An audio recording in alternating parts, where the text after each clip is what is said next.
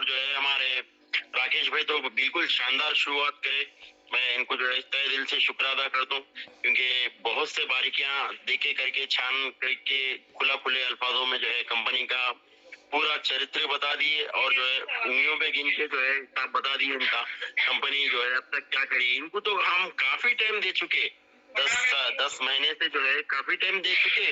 अगर कंपनी कुछ काम करती है तो उस हिसाब से कंपनी को काम करना दो, लेकिन अपनी तैयारी अपन बिल्कुल यानी अपना स्टैंड अपन बिल्कुल क्लियर रखेंगे।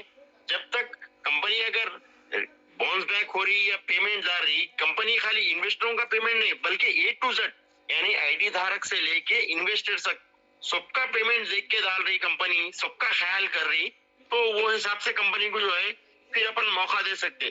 खाली इक्का दुक्का 2-4 जनों को डाल दे के कंपनी जो है इस काम कर रही बोले सर का बता दी, तो जो है वो हिसाब से कंपनी को जो करना है करने दो, लेकिन अपन अपनी जो तैयारी है अपन बिल्कुल करेंगे। फिर आइन टाइम पे जब कंपनी क्या पूरी तरीके से जो है ये कर देंगे कि जो है देखो हम ऐसा आगे बोले तो हम अपनी कार्रवाई रोक देंगे, लेकिन जब तक तो हम अपना जद्दोजहद जारी रखेंगे। मैं जो है बिल्कुल राकेश भाई की बात से इत्तेफाक रखता हूँ, और नंदूलाल जी तो जो है हमारे बड़ों में से है, उन्होंने भी जो है एक जो है प्लानिंग के हिसाब से बात करे, तो उनकी बात से भी मैं इत्तेफाक रखता हूँ, बिल्कुल सही है। तो मीटिंग को आगे बढ़ाते हुए मौल साहब भी है, हमारे खाजा साहब है, इनको भी मौका दिया जाए। राकेश भाई। जमील सर, मैं आपको 2 मिनट रुकना चाहूंगा। बोलिए बोलिए बोलिए। हम लोग उनको ऐसे कहने से नहीं मान सकते हैं सर।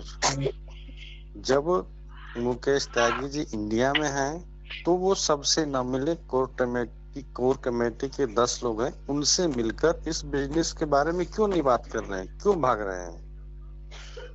जब हम लोग साथ देने के लिए तैयार हैं, हम उनको ना तो डामल फांसी कर रहे हैं, ना कुछ कर रहे हैं, ना एक सब अपशब्द बोलने का मतलब कोशिश कर रहे हैं। तो जब उनको बिजनेस करना है तो कोर कमेटी के 10 लोगों से वो मिले, जो 10 लाख सेलेक्ट होंगे उनसे वो मिले, बात करें, बिजनेस को बढ़ाएं। कोर कमेटी उनके साथ खड़ी है, पग पग पे खड़ी है। तो ये ऐसा क्यों नहीं कर रहे हैं, क्यों बाहर भाग रहे हैं? बिल्कुल सदानंद जी, बिल्कुल सही कहा आपने। देखिए ये सारी चीजें हो रही हैं, हमारी कंपनी के साथ कंटिन्यू वार्तालाप चालू है। हर्ष भाई हमारे, नंदलाल जी हैं, गौतम जी हैं, और भी लोग हैं, मुंसाफ भाई है, मैं, मतलब सारे लोग लगे पड़े हैं। ऐसी कोई बात नहीं है कि हमारी कंपनी से बातें नहीं हो रही हैं। इसके लिए सारी चीजें जो क्या बातें हो रही हैं, हर्ष भाई अभी आएंगे और अपनी बातों को हमारे सामने रखेंगे। उससे पहले मैं मुंसाफ भाई को बुलाना चाहूंगा। प्लीज मुंसाफ भाई, आप बहुत कभी कभी आते हैं, पता नहीं कहाँ गुल हो जाते हैं। प्लीज आज अगर आप मीटिंग में हैं तो प्लीज आइए। मुंसाफ भाई, आपका स्वागत है। 4-5 रोज से आ रहे हैं, इंटरव्यू नहीं दे रहे। मुंसाफ भाई क्या बात है? मुंसाफ भाई,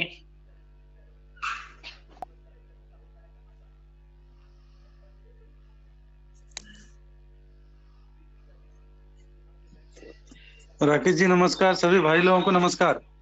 नमस्कार भाई, नमस्कार, बोलिए।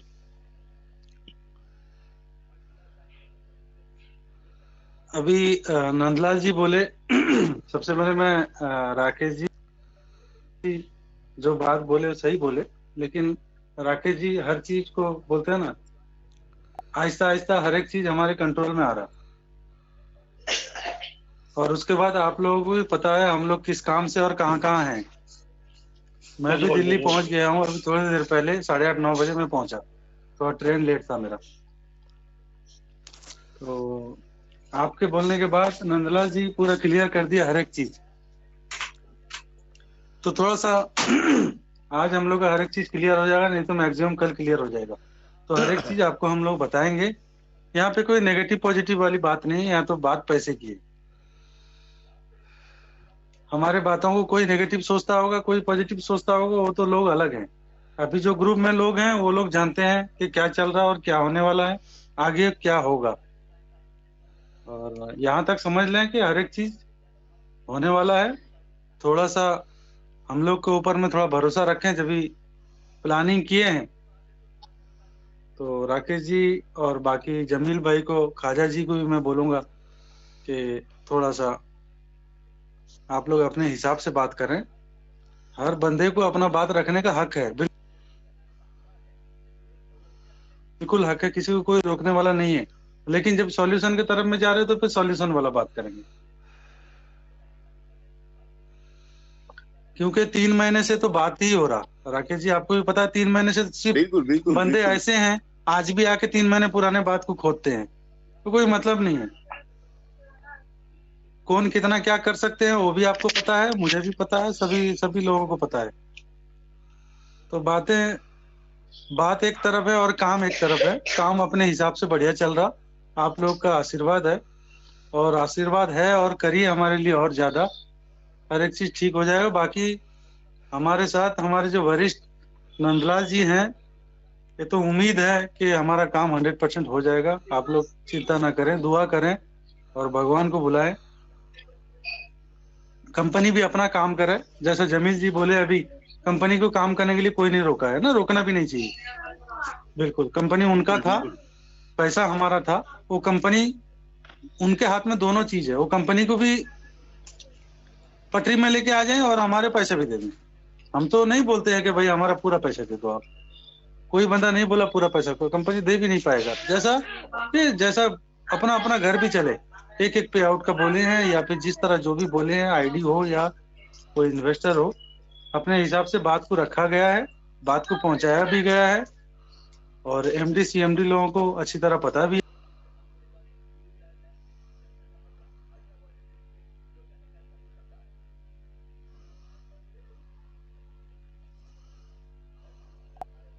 थका हुआ हूँ, थोड़ा फ्रेश बिल्कुल होकर बिल्कुल मैं आप लोगों से बात करूंगा। बिल्कुल, हम लोग मिलते हैं। ठाकुर साहब हैंड रेस करे राकेश भाई जी, ठाकुर साहब हैंड रेस करे, देखो ठाकुर साहब। हाँ, ठाकुर जी उन्हें हेलो हेलो, बोलिए ठाकुर जी। हेलो, अरे अनम्यूट तो करो। हेलो, हैंड रेस है उनका अभी भी ठाकुर साहब। हाँ हेलो, गौतम भाई प्लीज ठाकुर जी को अनम्यूट किया जाए।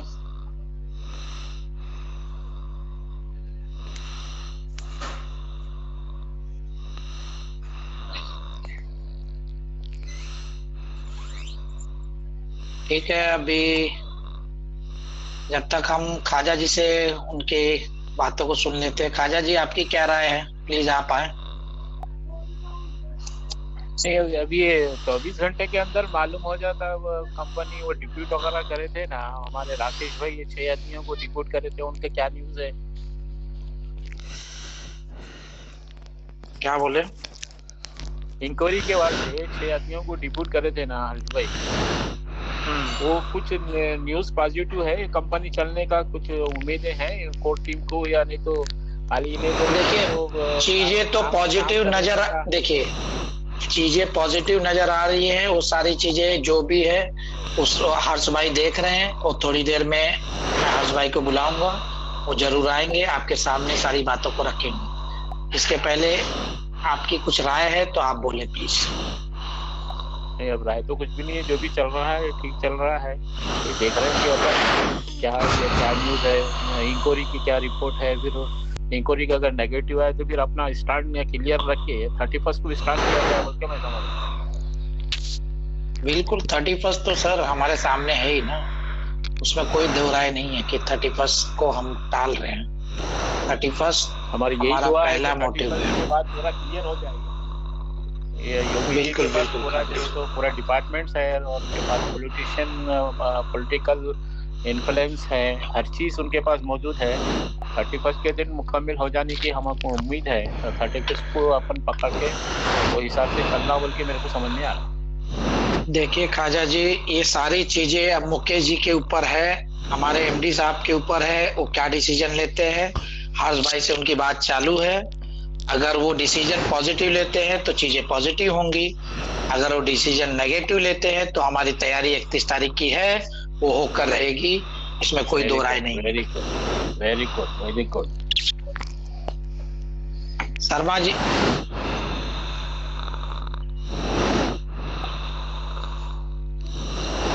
शर्मा जी है, सादिक भाई भी है। सादिक भाई कहाँ है? सादिक भाई को बुला लें। सादिक भाई प्लीज आप आइए। सादिक भाई पता ये जो है सॉरी एक्चुअली राकेश जी और बाकी सारे लोग, मैं देवेंद्र। एक्चुअली आप लोग जैसे बात कर रहे हैं कि ये मतलब स्टोर्स वगैरह का पॉजिटिव कुछ रिजल्ट आ रहा है। मैं तो अभी मेरी थोड़ी दिन मतलब 1-2 दिन पहले ही बात हुई थी। पांडव नगर जो स्टोर खुल चुके थे, दिल्ली की बात कर रहा हूँ मैं।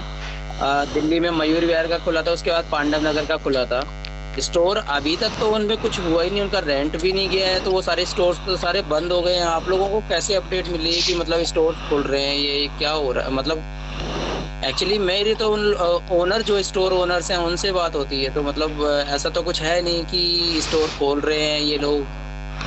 और मुझे समझ नहीं, क्लियरिटी एक बार थोड़ा सा डाउट है ये चीज।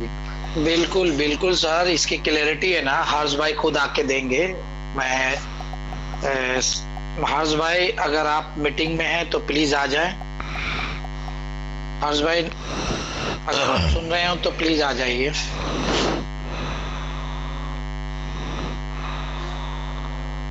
हेलो।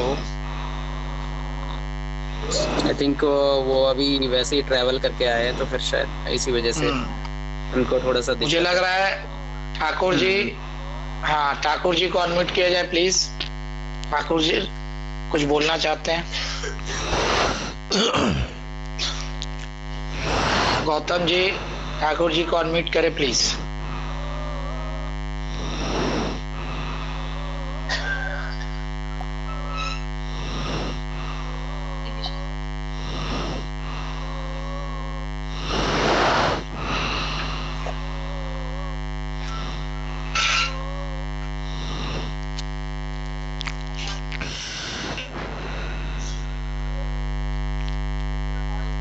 हेलो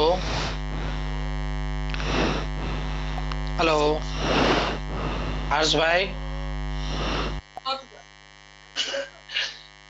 शुक्रिया राकेश भाई, क्योंकि जो है आपको जो एहसास है। मेरे नजर में जो है एमडी के जगह जो है काश आप रहते तो जो है स्टोर बर्बाद नहीं होता था, क्योंकि आपके पास इतना नॉलेज है, समझ सकते लोगों की तकलीफ को। सुनिए, आने वाले दिनों में जो है अब ऐसे लोग जो है तैयार होके जो है ठहरेंगे, क्योंकि मुकेश त्यागी और फैजान खान जो है जो कामा करे, मैं कभी कभी यकीन मानो दिल से बदवा निकलती है उनकी तरफ से। आप उनको माफ करना वो तो एक ही रास्ता है, अगर उन्होंने हमारे पैसे वापस दे दिए सीधी तरीके से तो उनको माफ करेंगे, नहीं तो उनको माफ नहीं करता हूँ। मैं तो सही बोल रहा हूँ आपको, मैं भी नहीं करता हूँ, सादिक भाई भी नहीं करते, हमारे ख्वाजा साहब भी माफ नहीं करते, क्योंकि ख्वाजा साहब भी जो है रिटायरमेंट का पैसा डाल दिया इसके अंदर। बिल्कुल बिल्कुल जमील भाई सही बोल रहे हैं आप। माफी के लायक तो ये लोग हैं ही नहीं, लेकिन फिर भी अगर कहीं ना कहीं इनको ऊपर वाले से डर होगा तो ये चीजों को सही करेंगे। अगर नहीं होगा तो हमारी कार्रवाई तो रुकने वाली नहीं है, उसके लिए हम तैयार हैं। कल भी थे, आज भी हैं और आगे भी रहेंगे। बिल्कुल बिल्कुल बिल्कुल बिल्कुल। दोस्तों मैं इतना ही कहूंगा कि देखिए कोई भी चीज या कोई भी इंडस्ट्री, मैं अगर जब तक हर्ष भाई आ रहे हैं तो थोड़ा सा मैं अपनी जानकारी को शेयर करता हूँ। देखिए मुझे भी डायरेक्ट सेलिंग के बारे में कुछ पता नहीं था, लेकिन इस ई स्टोर के चक्कर में पड़ने के बाद जो मैंने जानकारियां हासिल की हैं, जो मैंने नॉलेज लिया है इन 6 महीनों के दौरान, उसी चीजों को मैं आपसे शेयर कर रहा हूँ। देखिए हर बिजनेस की एक साइकिलिंग होती है 10 साल। देखिए कोई भी बिजनेस आपने देखा होगा 10 साल तक खूब सुचारू रूप से रन करता है और उसके बाद उसकी गति धीमी हो जाती है। उसके बाद फिर किसी और बिजनेस का दौर आता है। आपने देखा कि लॉकडाउन के बाद मतलब बहुत सारी कंपनियां ग्रोसरी बिजनेस में और मेडिसिन बिजनेस में आ गई। इसी का नतीजा है कि काफी लोग डायरेक्ट सेलिंग के माध्यम से या ट्रेडिंग के माध्यम से इस बिजनेस में उतरे। बिजनेस कोई भी बुरा या भला नहीं होता, बिजनेस बिजनेस होता है। बस तरीका ये होना चाहिए कि उसे आप किस तरीके से चलाते हैं।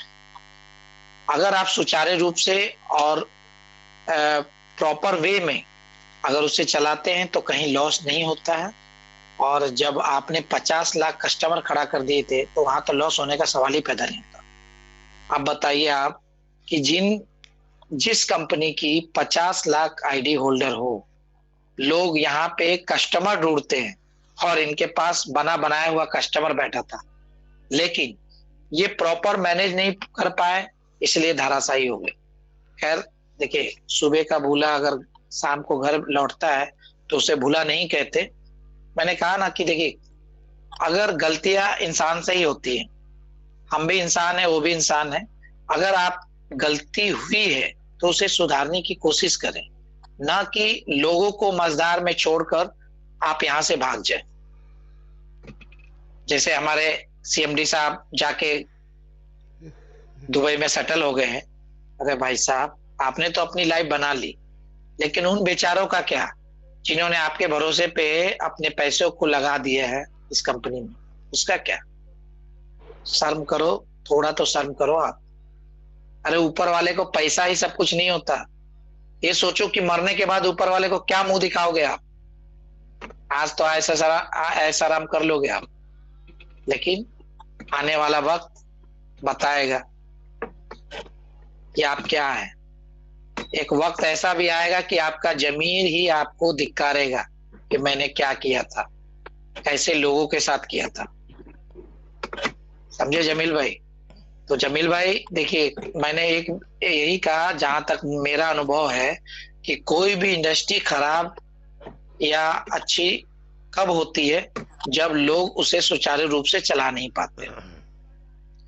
आज देखिए, मैं बोलता हूं कि ये जो इंडस्ट्री है, डायरेक्ट सेलिंग की जो इंडस्ट्री है, आप देखिए 2014 के बाद आपने देखा होगा, जो भी भाई हमारे बिजनेस में है, जैसे आर के शर्मा जी हैं और भी बहुत सारे भाई होंगे हमारे बिजनेस में, 2014 के बाद और 2017, मुझे लग रहा 17 के बाद, जीएसटी आने के बाद बिजनेस का ग्राफ गिरता ही जा रहा।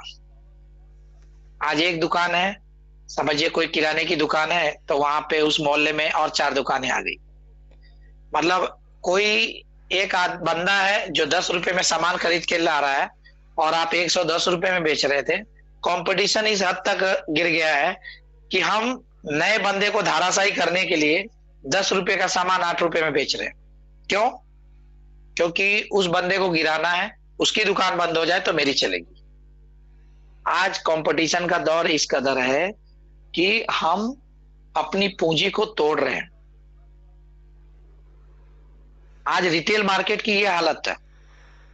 आप कोई भी इंडस्ट्री देखिए, चाहे वो मोबाइल से रिलेटेड हो, ग्रोसरी मार्केट से रिलेटेड हो, इलेक्ट्रॉनिक से रिलेटेड हो, हर बिजनेस में कंपटीशन आ गया। आज देखिए बड़े बड़े मॉल का दौर आ गया है। आज देखिए इंडिया में पहले मॉल नहीं हुआ करते थे, आज ग्रोसरी के मॉल आ गए, इलेक्ट्रॉनिक गुड्स के मॉल आ गए, है ना। आने वाले समय में मुझे लग रहा है डीलरशिप भी हट के गाड़ियों की हमारी अंबानी और अडानी जैसे लोग आ जाएंगे मॉल लेकर, कि भाई एक ही जगह बड़ा मॉल होगा, वहां पे टीवीएस की भी गाड़ियां मिलेंगी, होंडा की भी मिलेंगी, हीरो की भी मिलेंगी। तो देखिए हम ये देख रहे हैं कि बड़ा आदमी और बड़ा बनता जा रहा है और छोटा आदमी जो मिडिल क्लास है वो और छोटा होता जा रहा। पता नहीं, ये मेरा अनुभव बोल रहा है, आप लोग इस बात से इत्तेफाक रखते हैं या नहीं रखते मुझे नहीं पता, लेकिन मैं ये देख रहा हूं कि जो मिडिल क्लास है, देखिए 5% वो लोग हैं जो इन्वेस्टर होते हैं, जो बड़ी बड़ी कंपनियों में इन्वेस्ट करते हैं, और 35% वो लोग होते हैं जो हम जैसे सेल्फ एम्प्लॉय, और 60% वो लोग मिडिल क्लास आदमी हैं जो नौकरी करता है। तो आज ये जो 5% जो बड़े इंडस्ट्रियल हैं, आज किसकी बदौलत है? क्योंकि यही 60% जो लोग हैं जो उनके यहाँ नौकरी करते हैं, उन्हीं की बदौलत है। आज ये बड़ा कैसे हुए? और इन्हीं की बदौलत। और हम जैसे 35% लोग जो है, जो सेल्फ एम्प्लॉय, जो छोटा मोटा बिजनेस लेके बैठे हैं, और कहीं ना कहीं मतलब इस बिजनेस में भी इतना टफ कंपटीशन हो गया है भाई साहब कि मार्जिन आपकी घटती जा रही है। कल आप एक गाड़ी पे 5,000 कमाते थे, आज वो मार्जिन आपकी 2,000 पे आके ठहर गई है। तो कंपटीशन का दौर बढ़ता ही जा रहा है।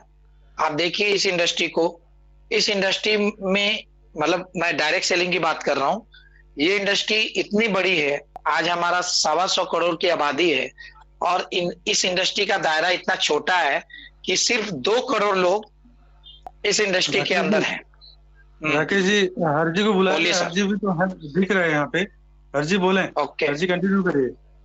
सर मैं ऐसे ही जानकारी दे रहा था, आप लोग आ नहीं रहते इसीलिए। ठीक है हर्ष भाई, वेलकम है आपका। नहीं आप कंटिन्यू कर रहे हैं, बढ़िया, लेट करना चाहिए। तो थोड़ी देखिए जानकारी जो है वो शेयर करनी चाहिए। अगर हर्ष भाई बोलना चाहते हैं।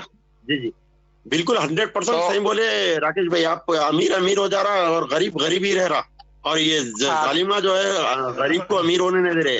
आइए हर्ष भाई, आप आइए। हर्ष भाई आपका स्वागत है, लोग बेताब हैं नई जानकारी के लिए, प्लीज आप आ जाए। हेलो, हाँ बोलिए। जी नमस्कार राकेश भाई। नमस्कार नमस्कार भाई। सभी साथियों को नमस्कार। नमस्कार जी। मैं थोड़ा आउट ऑफ स्टेशन हूँ, मैं जरा आउट ऑफ स्टेशन हूँ, इस वजह से बात मतलब ज्यादा नहीं हो पाई। और ग्रुप में एक मैसेज भी आया था, वो मैसेज शायद राकेश जी आपने भी भेजा, उसके बाद शायद कुछ और लोगों ने भी भेजा इस मैसेज को। देखिए आपके पब्लिक करने से मुझे कोई प्रॉब्लम नहीं है, अगर कोई पब्लिक करता है तो मुझे कोई प्रॉब्लम नहीं है। लेकिन इस ग्रुप में क्या एमडी और सीएमडी आपको गाली दे रहे हैं क्या? गाली देने वाला आपका बीच का जो है आ रहा है, गाली दे के जा रहा है, हो सकता है वो आपके पक्ष का भी हो सकता है वो कंपनी के पक्ष का हो सकता है वो कंपनी और आपके बीच में तोड़ने का पक्ष का भी हो। बिल्कुल सही। इसीलिए मैं बोलता हूँ, देखिए आप लोग के पब्लिक करने से यार कोई प्रॉब्लम नहीं है मुझे, क्या पब्लिक कर रहे हैं। मैंने पहले भी कहा था, एक सिंगल हर्ष जिस दिन हजारों हर्ष तैयार कर देगा, और जिस दिन हजारों राकेश तैयार कर देगा, और हम सब मिलके अपने लेवल के हजारों तैयार कर देंगे, उस दिन किसी भी समस्या की बात ही नहीं आएगी। मैं समस्या पे बात ही नहीं करता। समस्या होता क्या है? कुछ नहीं होता है। अगर आपके पास समाधान नहीं है तो समस्या बड़ी है। बिल्कुल सर। और अगर आपके पास समाधान करने का जज्बा है तो मेरे देखने से तो नहीं लगता है कि समस्या बड़ी है। तो इन सब चीजों को क्या है कि आपने पब्लिक कर दिया। अब मान के चलिए कि 50-100 जो भी लिस्ट है, एक बार आपने 500 लोगों का लिस्ट भी पब्लिक कर दिया। अगर कोई ट्रैवलिंग करता है या उसके साथ कोई भी अप्रिय घटना घटित हो जाए, चाहे वो नेचुरल एक्सीडेंट हो या कोई ऐसे इंसिडेंट में तब्दील हो जाए कि वो डायरेक्ट कहीं और चला जाए, कोई मतलब नहीं बनता ना। प्राइवेसी तो सबकी है।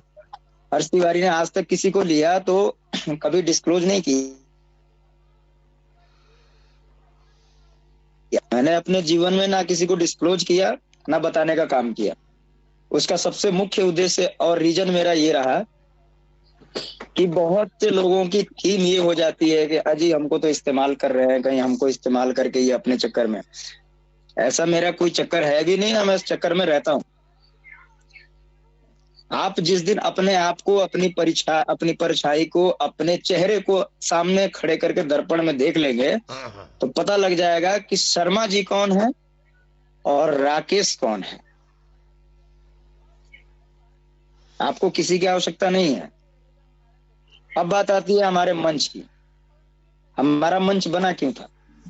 यहाँ पे बातों को लंबा करना, कंपनी की ऐसी परिस्थितियों से अवगत कराना। देखिए सिक्के के दो पहलू होते हैं। एक साइड में अगर भारत सरकार